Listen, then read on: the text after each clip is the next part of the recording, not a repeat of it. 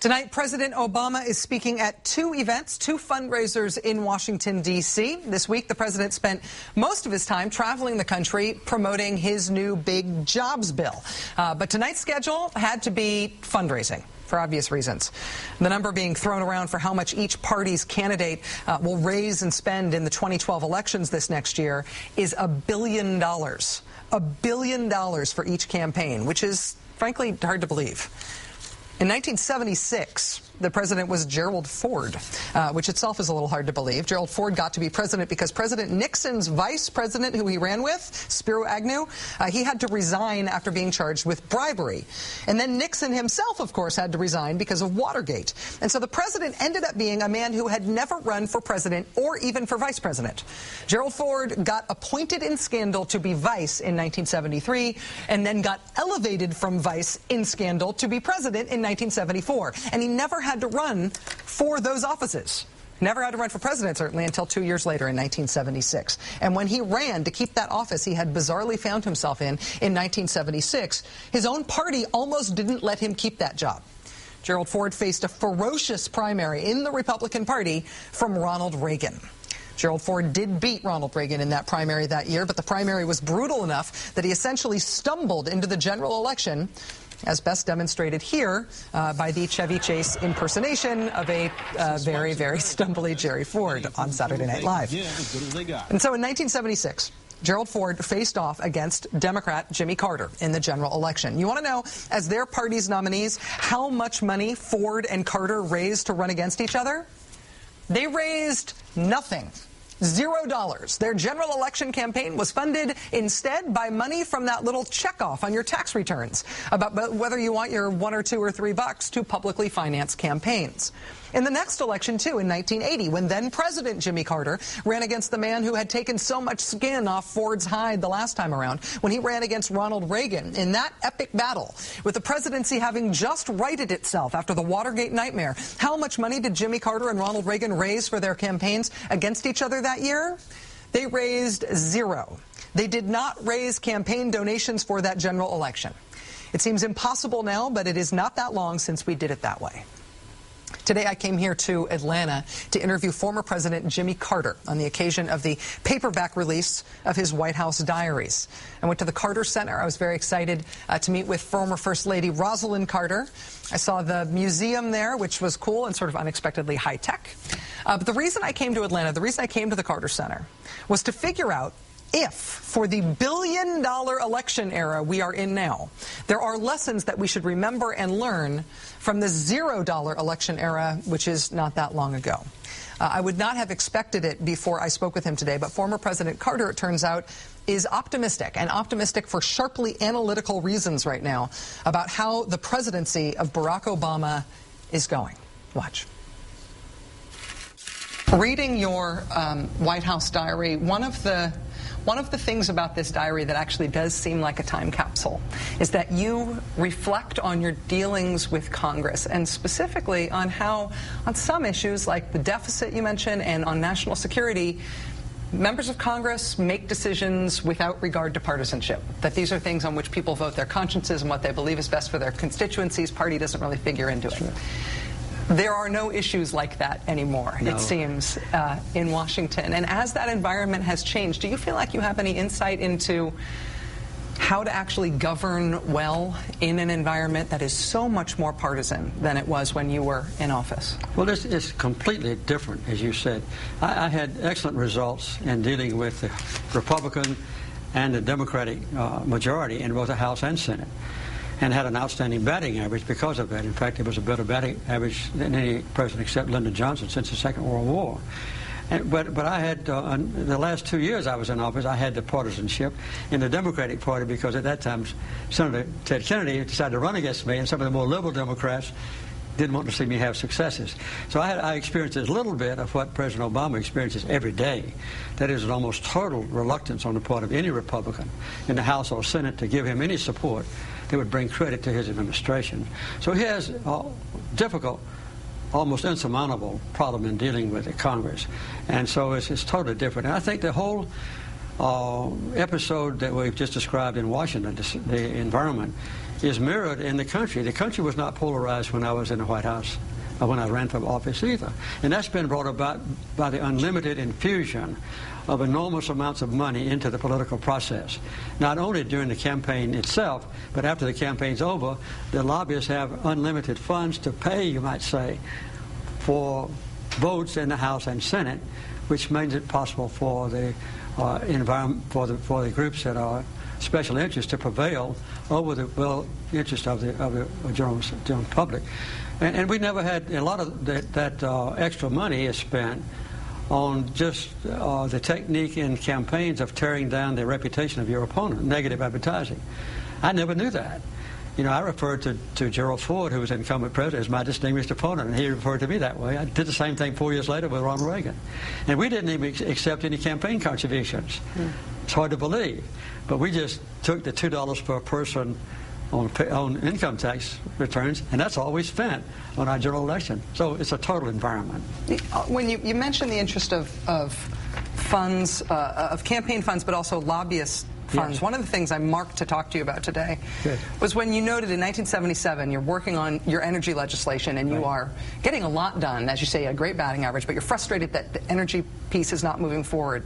And you say, it's become obvious to me, it's on October 13th, 1977, it's become obvious to me that we've had too much of my own involvement in different matters simultaneously.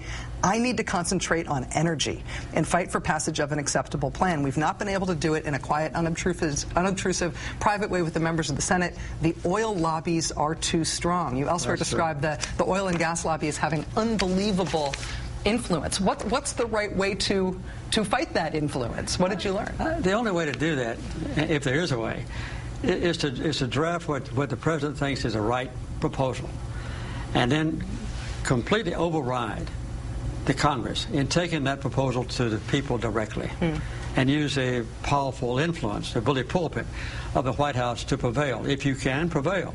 And I think reluctantly, and maybe not too late, but quite late, President Obama has learned that. For the first time, with his jobs proposal, that was drafted in the White House, and he made the proposal to Congress in a very effective speech, one of his best ones, and now he's taken his case to the public to say, okay, this is what I propose, this is what the Congress is likely to do. Choose between me and the Congress in the upcoming election in 2012. I'm not bragging on myself to anybody else's detriment, but every major legislation that was introduced in the Congress while I was president was drafted in the White House with my staff under the leadership of Stu Eisenstadt. And we would bring in the top leaders of the Congress from the House and Senate to sit down with us in drafting the legislation. And if the chairman couldn't come, then their staff would come. And so when the legislation was introduced in the House or Senate, the Congress was already deeply involved in the process. They modified it, obviously, with amendments. So I had to accept then either to accept the amendments, to try to change the amendments, or if it got too gross, which is very rare, then I threatened to veto the legislation. But President Obama has not done that at all. He has basically said, okay, like on health care, let the 5 different committees in Congress develop their own proposals, and we'll see what comes out of that, and then we'll support what they come out with. And in my opinion, it was the lowest common denominator. On the Jobs Act that he is pushing for now, that he is using the bully pulpit for now, he has drafted legislation, this American Jobs Act. Do you think that you think that he's doing it the right way with this? I do, and I think he's going to succeed. For the reasons I just described, I think the public is going to decide that he is right and the Republican opposition is wrong. That's one thing. The other thing is that he has very wisely put in his $450 billion package, over half of it is tax reductions or tax grants to private individuals or to corporations. And that's something that appeals to Republicans inherently. And the other part, you know, to repair school buildings and to roads and bridges, I think is also something that Republicans might very well buy. But in an election year environment even, I believe that they'll take over half of a total package of what President Obama has proposed in his jobs bill. And I think if they don't take the rest of it, it's going to be to the disadvantage of the Republicans in the election next year. Substantively, do you think that the policy will work to improve the economy? I think it'll have a minimal impact, but a positive impact. Limited, but positive, yes. Ultimately, we've got to deal with the enormous debt. I basically had a balanced budget, very slight deficit. And of course, President Bill Clinton had a positive budget as well. But when Ronald Reagan came into office, he spent like a profligate and developed an enormous indebtedness, deficits, and other presidents have done the same except for Bill Clinton. So now we owe about, I think, $14 trillion to American investors in bonds and also to foreigners like the Chinese in particular. And it's destined now, if nothing changes, to go up to more than $20 trillion in the next 10 years. That's almost an unbearable burden of debt and interest payments on the debt. So something's got to be done about that. But eventually, I think the Congress will come to its senses, working with the president, and have a package both of increased revenue and also increased reduction in some of the privileges that have gone with the social programs.